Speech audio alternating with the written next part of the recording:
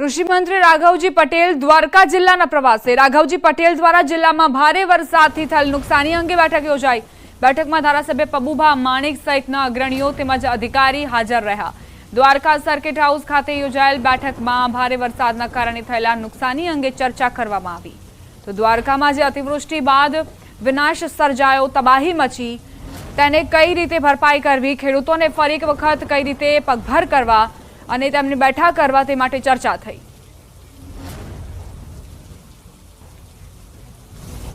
બુલેટિનમાં રોકાઈશું એક નાનકડા વિરામ માટે। આપ જોતા રહો ન્યૂઝ 18 ગુજરાતી।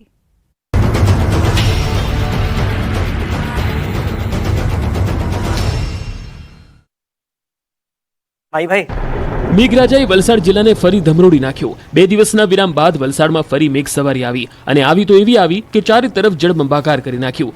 વલસાડ જિલ્લાના તમામ તાલુકાઓમાં મેઘરાજાએ આંટો માર્યો। ખાસ કરીને કપરાડા અને ધરમપુરમાં ધોધમાર વરસાદ ખાબક્યો। ભારે વરસાદને કારણે લો લેવલ કોઝવે અને નાના પુલ પર વરસાદી પાણીના વહેણ વહી નીકળ્યા।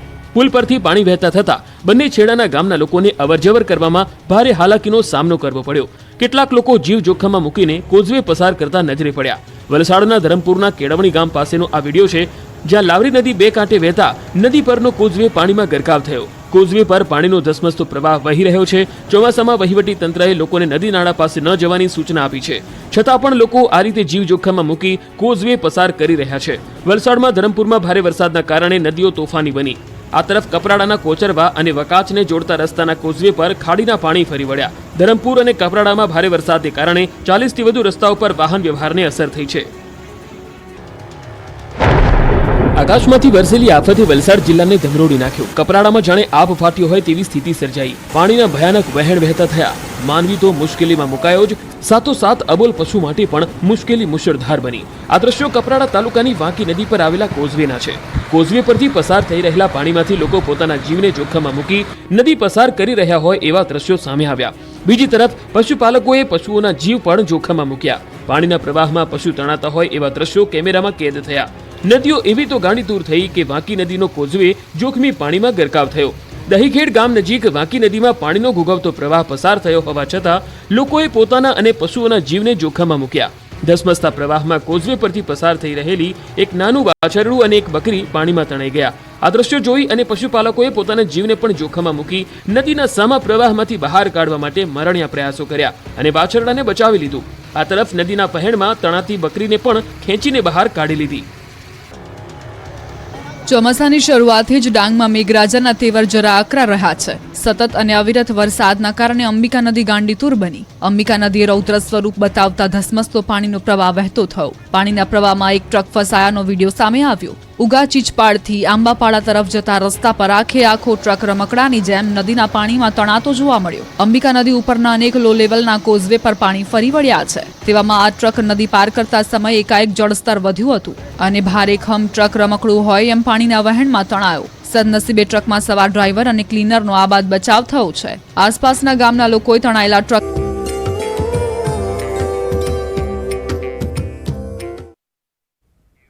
Welcome back. અમાસના દિવસે દ્વારકામાં ભક્તોની ભીડ ઉમટી। ગોમતી નદીમાં હજારો ભાવિકોએ સ્નાન કરી ધન્યતા અનુભવી હતી। સવારથી ભગવાન દ્વારકાધીશના દર્શન કરવા ભક્તો ઉમટી પડ્યા।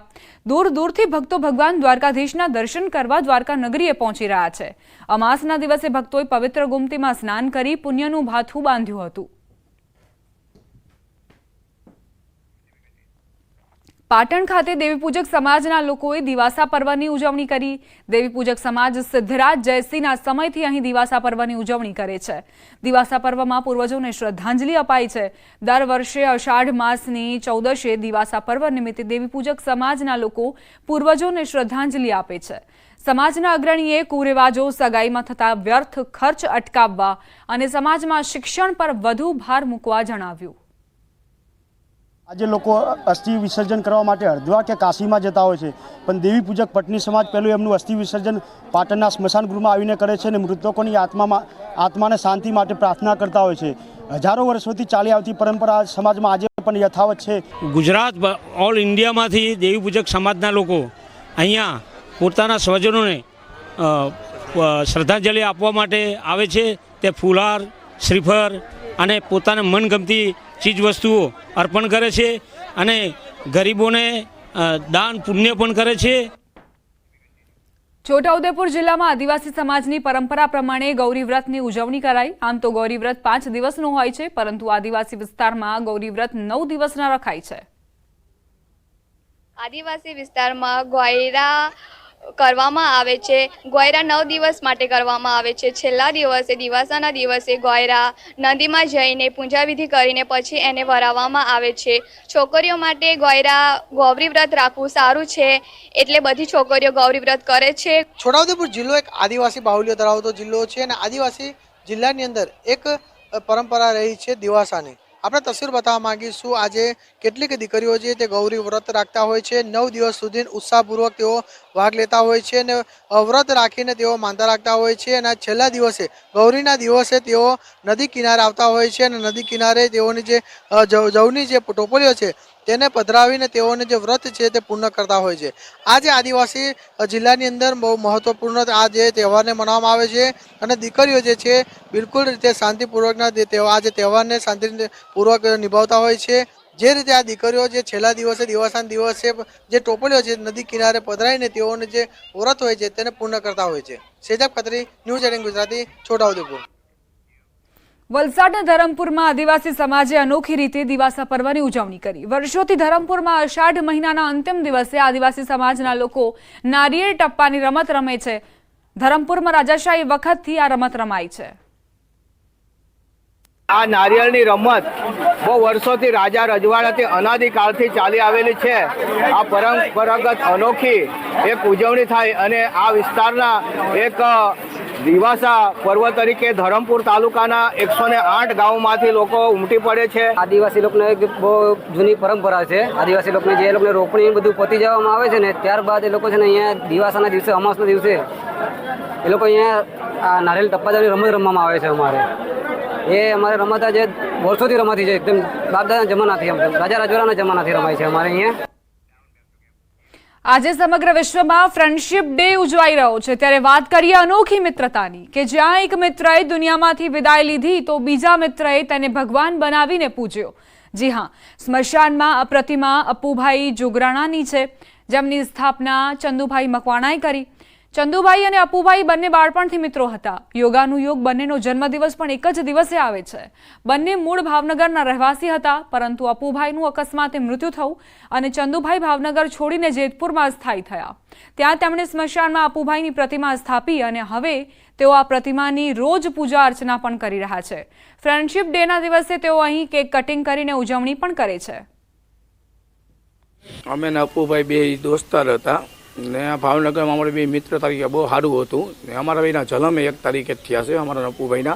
પણ કુદરતને કરવું બગદાના જતાં અપ્પુભાઈનું એક્સિડન્ટ થઈ ગયું ને અપ્પુભાઈ હેરાઈ ગયા હતા. મને ભાવનગર ગમતું નહોતું તો 2006માં હું જેતપુર આવ્યો. 2006ની અંદર જેતપુર આવીને હું એકવાર અમારી બાજુમાં મરણ થઈ ગયો, શમશાન આવ્યો જેતપુરના. શમશાને મેં જોયું તો ભગવાનની બધી મૂર્તિ હતી તો મેં એમ થયું મારે દોસ્તારની મૂર્તિ મેકવી છે. મેં અપ્પુભાઈની આ મૂર્તિ મેકી ને મૂર્તિ મેકીને કાયમ હવામાં ઉઠીને દીવાબત્તી કરવા આવું મને ખરેખર બહુ શુભ છે. તમે જો કુલ મિત્ર તરીકે નિભાવી છે ને હજી નિભાવી છે. આ આવી છે અપ્પુ બાંધકામ અમારું છે, અપ્પુ ફર્નિચર, અપ્પુ નામના બધા પોટા આ તે બધું અમારા અપ્પુ નામના. અપ્પુ સમૂહનગર અમે કરવી જેતપુરમાં અમે અપ્પુભાઈના માનવાના અમારા દોસ્તારો બધા છે. અપ્પુભાઈને ફ્રેન્ડશિપ બેલ્ટ બાંધવાયા છીએ. જે ચંદુભાઈ અને અપ્પુભાઈની મિત્રતા હતી, એમની મિત્રતાને જીવંત રાખવા માટે દર વર્ષે અમે ફ્રેન્ડશિપ ડે ઉજવીએ છીએ અને શમશાનમાં આવી અપ્પુભાઈને ફ્રેન્ડશિપ ડે બેલ્ટ બાંધીએ છીએ. વલસાડની ઓરંગા નદી ભયજનક સપાટી પર નીચાણવાળા વિસ્તારોમાં પાણી ભરાયા. વલસાડના બરુડિયાવાડા, કાશ્મીર નગર અને નદીના નીચાણવાળા વિસ્તારોમાં પાણી ભરાઈ ગયા છે. સંભવિત અસરગ્રસ્ત વિસ્તારમાંથી લોકોને સલામત સ્થળે ખસેડવાના શરૂ કરાયા. ઓરંગામાં પૂર જેવી પરિસ્થિતિને જોઈને વહીવટીતંત્ર એલર્ટ બન્યું. નીચાણવાળા વિસ્તારોના સ્થાનિકોને શેલ્ટર હોમમાં ખસેડવાની તૈયારીઓ હાથ ધરાઈ છે. નદી કિનારાના સંભવિત અસરગ્રસ્ત વિસ્તારમાંથી લોકોને સલામત સ્થળે ખસી જવા સૂચના આપવામાં આવી છે. ઓરંગા નદી જે ભયજનક સપાટીએ વહી રહી છે અને નીચાણવાળા વિસ્તારોમાં પાણી ભરાઈ ચૂક્યા છે. સંવાદદાતા ભરત જોડાઈ ગયા છે વધુ જાણકારી સાથે. ભરત, શું સ્થિતિ, શું મુશ્કેલીઓ? જી બિલકુલ, આજે ઔરંગા નદીમાં પૂરની પરિસ્થિતિ સર્જાઈ રહી છે. ઉપરવાસમાં ભારે વરસાદને કારણે ઔરંગામાં અત્યારે ભયજનક સપાટી વટાવી અને ઉપરથી પસાર થઈ રહ્યું છે પાણી. આથી સલામતીના ભાગરૂપે વલસાડના નદી કિનારાના વિસ્તારના લોકોને એલર્ટ કરવામાં આવ્યા હતા. જોકે નદી આભાર ભરત જાણકારી આપવા માટે.